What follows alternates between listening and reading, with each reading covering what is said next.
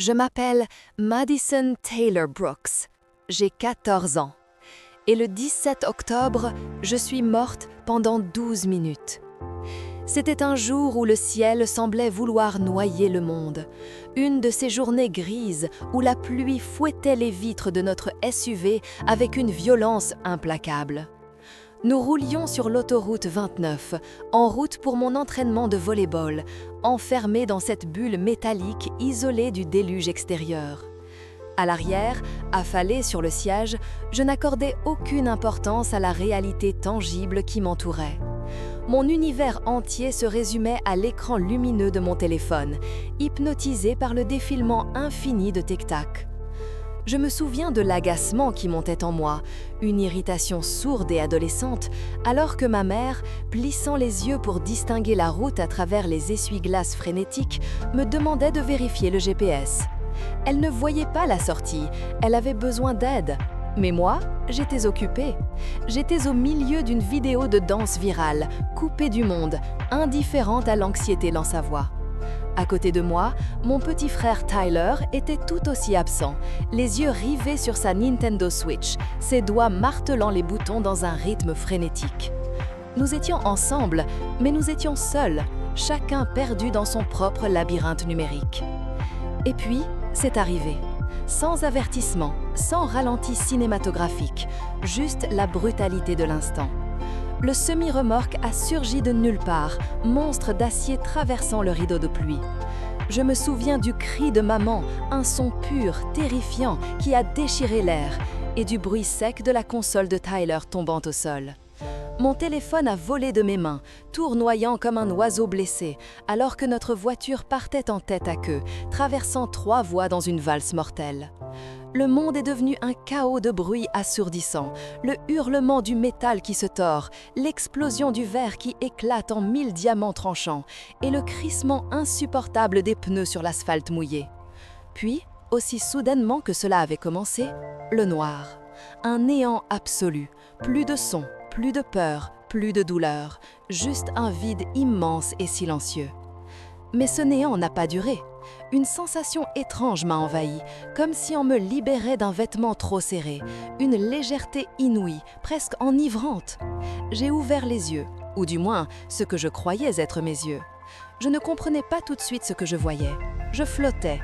J'étais là, suspendue dans les airs, à plusieurs mètres au-dessus de l'autoroute trempée. Sous moi, c'était le chaos. Les gyrophares des ambulances découpaient la grisaille de la pluie avec des éclairs rouges et bleus stroboscopiques. Des gens couraient partout, des silhouettes frénétiques s'agitant autour d'un amas de ferraille fumant. La pluie continuait de tomber, à traversant ma forme éthérée, sans que je ne ressente la moindre goutte, sans le moindre frisson de froid. C'est alors que j'ai regardé plus attentivement vers le bas, et le choc de la réalisation m'a transpercé sans me faire mal. Je regardais mon propre corps. Ils étaient en train de m'extraire de l'épave tordue. C'était surréaliste, comme observer une poupée désarticulée qui me ressemblait trait pour trait. Je voyais mon short de volley-ball bleu préféré, maintenant déchiré et souillé. Je voyais mon visage, pâle, inerte, couvert de sang. C'était moi, et pourtant, je n'étais plus là. J'ai vu maman. Elle était hystérique, retenue par un pompier robuste qui essayait de l'empêcher de s'approcher. Ses larmes se mêlaient à la pluie, son visage déformé par une douleur si pure qu'elle aurait dû me briser le cœur, mais je ne ressentais qu'une étrange compassion distante. Tyler était déjà assis à l'arrière d'une ambulance, enveloppé dans une couverture de survie, le regard vide.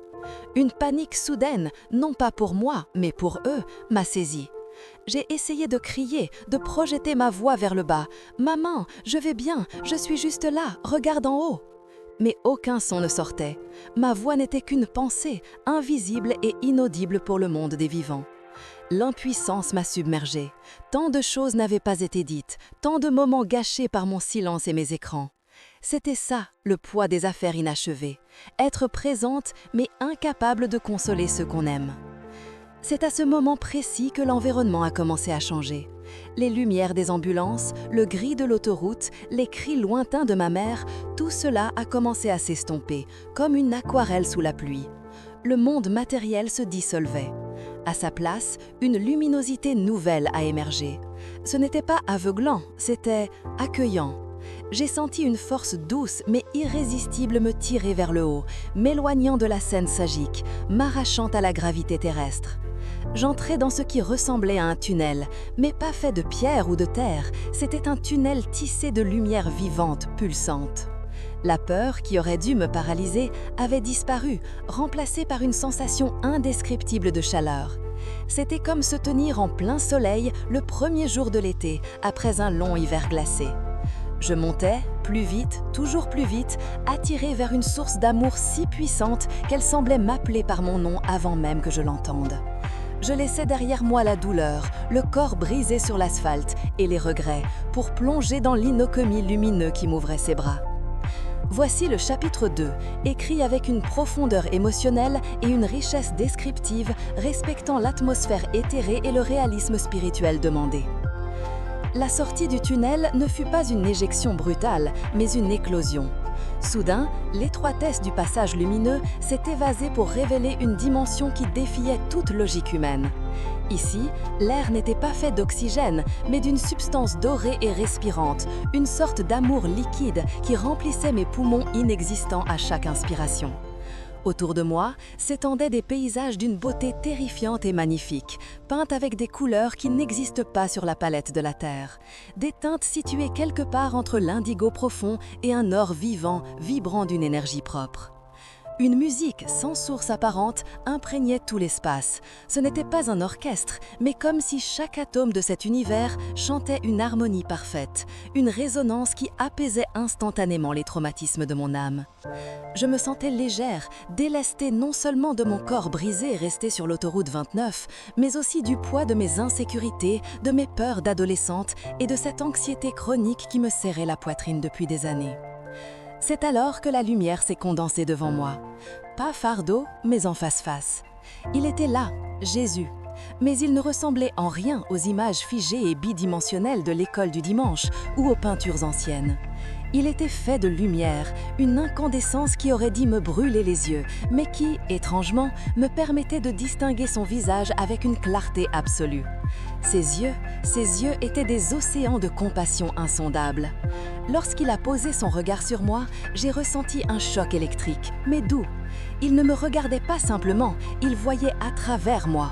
Il connaissait chaque pensée que j'avais eue, chaque SMS méchant envoyé dans un moment de colère, chaque vidéo TikTok postée par vanité, chaque mensonge. Et pourtant, face à cette transparence totale, je ne ressentais aucun jugement. Seulement un amour total, dévorant, inconditionnel. C'était un sentiment d'appartenance si puissant que le souvenir de ma maison à Oak Ridge semblait pâle et lointain en comparaison. J'étais enfin rentrée à la maison, la vraie. Madison. Il a prononcé mon nom, et le son n'était pas seulement entendu, il était ressenti. Sa voix résonnait comme une mélodie complexe, remplissant l'univers entier, tout en étant intime, comme un murmure au creux de l'oreille. À cet instant, j'ai éclaté en sanglots. Pas des larmes de tristesse, ni de douleur, mais des larmes de libération. C'était comme si un barrage émotionnel cédait, libérant tout l'amour que j'avais cherché désespérément dans les likes et les commentaires, et toute la paix dont j'ignorais avoir besoin. « Je suis morte ?» ai-je demandé, ma voix tremblante mais claire dans cet éther.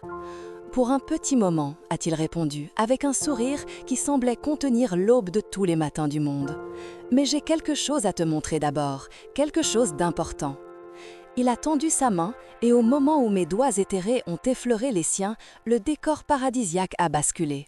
Nous n'étions plus dans la lumière dorée, nous étions suspendus dans un espace immense, une sorte de salle de contrôle cosmique, sombre et vaste. Flottant dans le vide, des milliers, peut-être des millions d'écrans scintillaient. Sur chaque écran, je voyais des visages, des enfants de mon âge, des plus jeunes, des plus vieux, tous baignés dans la lueur artificielle bleue de leur téléphone, tablette ou ordinateur. « Que se passait ?» ai-je chuchoté, saisi d'un froid soudain. Le visage de Jésus s'assombra, une tristesse infinie voilant son éclat. Dit-il doucement, « C'est ce que je vois chaque jour. Ce sont les enfants que j'aime, mais ils ne peuvent plus m'entendre. » Nous avons dérivé à travers cette galerie de la solitude connectée. En m'approchant, j'ai remarqué un détail qui m'a glacé le sang. Autour de chaque personne voûtée sur son écran, des ombres mouvantes, des silhouettes noires et visqueuses s'agitaient. Elle chuchotait à l'oreille des utilisateurs, invisible pour eux, mais horriblement réelle pour moi. « Les ouvriers de l'ennemi », expliqua Jésus. « Ils distillent des mensonges à travers les écrans. » Il m'a guidé vers l'écran d'une fille qui pleurait. Une lourde chaîne enservait son cou, reliée à son téléphone. À chaque swipe, les ombres ajoutaient un maillon, resserrant l'étau. « Elle s'appelle Lily », dit-il. « Elle croit qu'elle ne vaut rien parce qu'elle ne ressemble pas aux images filtrées qu'elle voit. Elle passe 6 heures par jour à se comparer à des mensonges. » Une nausée spirituelle m'a envahi. C'était moi. Je me revoyais pleurant dans ma chambre parce que je n'avais pas été invitée à une fête, perdant des heures à me torturer en regardant la vie parfaite des autres. Jésus a touché l'écran et les pensées de Lily ont résonné. Personne ne se soucierait si je n'étais plus là. Regarde comme ils sont heureux sans moi. « C'est faux !» ai-je crié, voulant briser l'écran. « Les gens s'en soucieraient !»« Tu comprends ?» dit Jésus, sa voix empreinte de gravité, mais elle ne peut plus entendre la vérité. Les voix de son écran sont trop fortes. La vision a continué, impitoyable. Un garçon de 12 ans jouant à un jeu violent, ses yeux cernés par 3 ans d'insomnie, son empathie se rétrécissant à mesure que les ombres autour de lui grandissaient, se nourrissant de sa colère virtuelle. J'ai pensé à mon frère Tyler, à sa rage quand on lui retirait sa console. Jésus m'a montré l'étendue du désastre, des messages cruels envoyés avec un rire, des photos inappropriées pour quémander de l'attention, une génération entière enchaînée volontairement dans des prisons lumineuses de quelques pouces. Puis, Jésus s'est tourné vers moi et d'un geste de la main, il a fait apparaître un sablier géant. Mais au lieu de sable, il était rempli de fragments de lumière, de souvenirs potentiels. « Madison, sais-tu combien d'heures tu as passé à regarder un écran dans ta vie ?» J'ai secoué la tête, honteuse. « 8422 heures, murmura-t-il. C'est la part de ta vie qui a été offerte à un écran, plus d'1 année entière. » Les grains de lumière tombaient, et dans chacun d'eux, je voyais ce que j'avais manqué. Je me suis vue sur le canapé, ignorant les histoires de mon arrière-grand-mère pour regarder YouTube. J'ai vu des centaines de couchers de soleil magnifiques que j'avais ratés, parce que j'étais trop occupée à prendre un selfie pour prouver que j'y étais, au lieu de vivre l'instant. J'ai vu les tentatives de Jésus pour me parler, dans le calme de ma chambre ou sur le chemin de l'école, et à chaque fois, ma main saisissant mon téléphone pour combler le silence, choisissant le bruit plutôt que sa voix. La plus grande ruse, dit-il, a été de faire croire à chacun qu'il est connecté alors qu'il est plus seul que jamais. Les larmes inondaient mon visage astral. « Je suis désolée », ai-je sangloté, « je ne savais pas. » Il m'a entourée de son bras et la chaleur de son pardon a fait fondre ma honte. « C'est pour cela que tu vois ceci, Madison, parce que les autres doivent savoir. » Une dernière vision s'est ouverte devant nous. C'était mon salon, mais dans une version alternative. Dehors, la pluie battait comme le jour de l'accident, mais à l'intérieur, il y avait une chaleur dorée. Ma famille était là, jouant à un jeu de société. Aucun téléphone en vue. On riait. Je pouvais presque sentir l'odeur des cookies de maman. « Cela aurait pu être ce soir, dit Jésus doucement, si les téléphones avaient été rangés. » La nostalgie de ce moment jamais vécu m'a transpercé le cœur. C'était cela, le poids des affaires inachevées, non pas des tâches administratives, mais des moments d'amour pur, sacrifiés sur l'autel du numérique. « Madison, reprit-il, me fixant intensément, ton temps ici n'est pas fini, tu as un message important à partager. » La panique m'a saisie. « Mais je ne veux pas repartir », ai-je protesté avec la véhémence d'une enfant. Être ici, avec lui, c'était la plénitude absolue. La terre, avec sa douleur, ses écrans, ses pressions, me semblait être un cauchemar dont je venais de m'éveiller. Je veux rester avec toi. Il a souri et c'était comme si le soleil me caressait la joue. Je suis toujours avec toi, Madison, mais ta famille a besoin de toi. Et d'autres ont besoin d'entendre ce que tu as vu. Vas-tu les laisser dans l'ombre? M'écouteront-ils? Ai-je demandé, doutant de ma propre voix. Certains le feront, et cela suffira pour commencer à changer les choses. Il a touché mon front du bout des doigts. Ce contact fut comme une décharge d'énergie pure, un ordre silencieux à l'univers. J'ai senti une aspiration brutale en arrière. La lumière, la musique, la paix, tout s'est mis à reculer à une vitesse vertigineuse. J'étais tirée à travers le tunnel, plus vite, toujours plus vite, tombant de la grâce vers la gravité. Puis, le choc. La douleur a explosé dans chaque cellule de mon être, comme si j'avais avalé du feu. Le silence céleste a été fracassé par le bip strident des machines et la voix urgente de quelqu'un hurlant « Elle est de retour, on a un pouls !» J'ai halté, un tube raclant ma gorge, ma poitrine en feu, mon corps lourd comme du plomb. J'étais de retour dans le monde des vivants, brisée, mais porteuse d'une vérité qui brûlait plus fort que mes blessures. J'avais laissé mon cœur là-haut, mais j'avais ramené une mission ici-bas. Voici le 3e et dernier chapitre de votre histoire, écrit avec une profondeur émotionnelle et un style littéraire soutenu. La chute ne ressemblait à rien de ce que je connaissais. Ce n'était pas comme tomber d'une falaise, mais plutôt comme être compressée, réduite, forcée de rentrer dans un vêtement devenu trop étroit. L'immensité de mon esprit, qui s'était étendue pour toucher l'éternité, fut violemment aspirée vers le bas, loin de la lumière dorée, loin de cette musique céleste qui vibrait d'un amour inconditionnel. La chaleur de la main de Jésus s'est dissipée, remplacée par un froid mordant, glacial absolu. C'était la sensation brutale de la réintégration, l'âme qui heurte la matière. J'ai senti la lourdeur avant la douleur, une gravité écrasante, comme si la terre entière pesait sur ma poitrine, m'ancrant de nouveau à cette réalité limitée que je venais tout juste de quitter. Puis, le chaos sensoriel a explosé. Le silence sacré a été fracassé par une cacophonie stridente de bips électroniques, de voix paniquées et de bruits métalliques. Une douleur fulgurante a irradié dans ma poitrine, comme si j'avais avalé du feu liquide. C'était la brûlure de l'air forcé dans des poumons qui avaient oublié comment respirer. Elle est de retour, on a un pouls, vite, stabilisez-la. La voix semblait venir de sous l'eau, déformée et lointaine, mais l'urgence était palpable. J'ai essayé de crier, d'appeler celui qui m'avait renvoyé, mais un tube rigide bloquait ma gorge, m'étouffant, me bâillonnant. Mon corps entier hurlait, ma jambe gauche n'était qu'un bloc de souffrance pulsatile. J'ai ouvert les yeux et la lumière crue artificielle des néons de l'hôpital m'a agressée, si différente de la clarté vivante et douce de l'au-delà. J'étais vivante, ou du moins, j'étais de nouveau prisonnière de la biologie.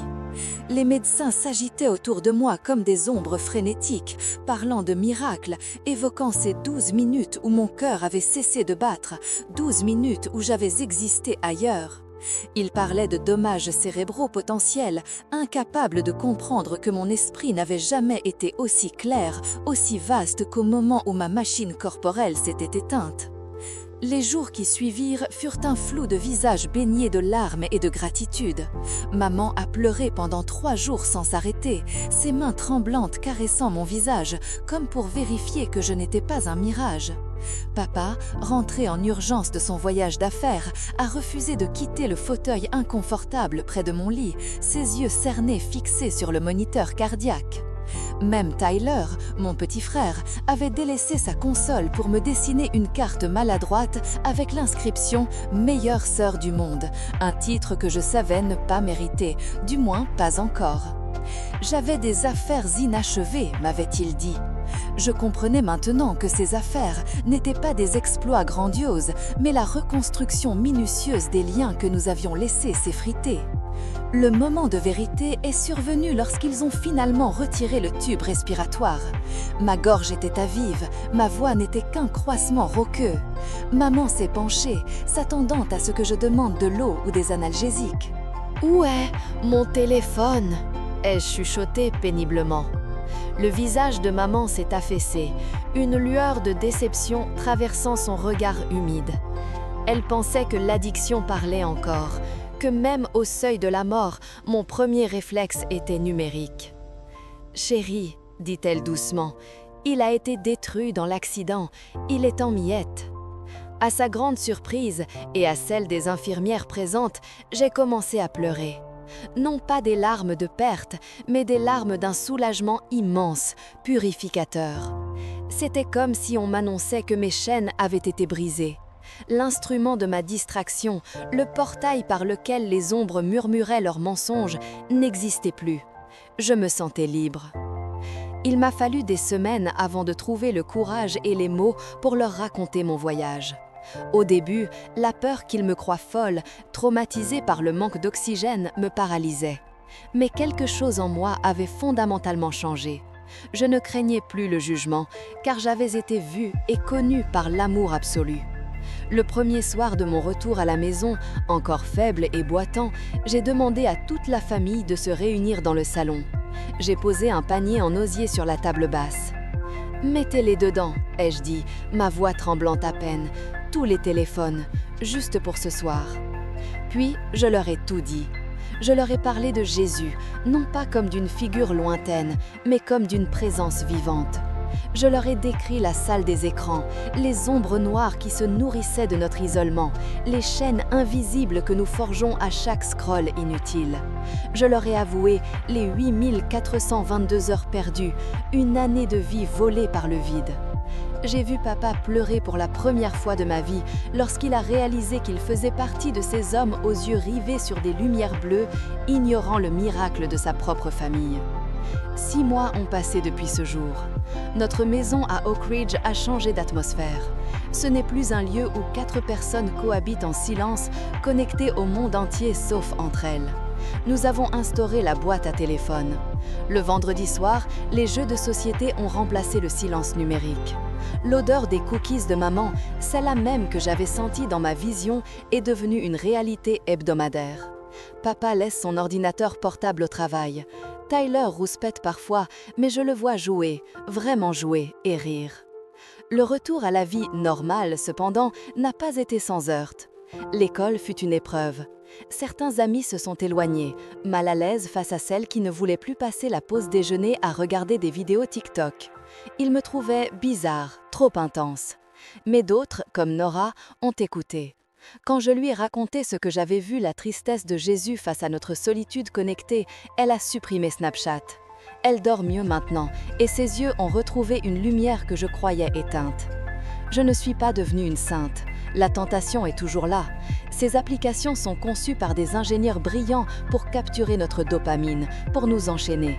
Parfois, j'emprunte le téléphone de maman et je me surprends à faire défiler l'écran, le regard vide. L'habitude est une cicatrice profonde. Mais la différence, c'est que maintenant, je le vois. C'est comme si Jésus m'avait laissé une seconde paire d'yeux. Je vois les maillons de la chaîne se resserrer. Je sens la présence froide des ombres qui attendent que je m'oublie. Alors, je pose l'appareil, je respire et je regarde dehors. Je n'ai plus peur de mourir. Comment pourrais-je craindre de retourner à la maison? Cette certitude a changé la couleur de ma vie ici-bas. Je sais que chaque instant où je regarde quelqu'un dans les yeux, où j'écoute vraiment, où je sens le soleil sur ma peau sans chercher à le photographier, est une victoire sur les ténèbres. Si vous lisez ceci ou si vous m'entendez, je ne vous demande pas de me croire sur parole. Je suis juste une fille de 14 ans qui est morte pendant 12 minutes. Mais je vous en supplie, essayez, juste pour une journée. Posez cet écran, levez la tête, regardez vos enfants, vos parents, vos amis. L'ennemi ne peut rien créer, il ne peut que distordre ce que Dieu a fait. Il a transformé notre soif de connexion en isolement. Ne le laissez pas gagner. La vie, la vraie vie, vibrante et magnifique, se déroule juste devant vous, pas dans le creux de votre main. Jésus attend patiemment que nous levions les yeux pour croiser son regard dans celui des autres. Je m'appelle Madison Taylor Brooks, je suis morte le 17 octobre et je suis revenue pour vous dire que vous êtes aimés, infiniment plus que n'importe quel nombre de likes ne pourra jamais vous le faire croire. Il est temps de se réveiller.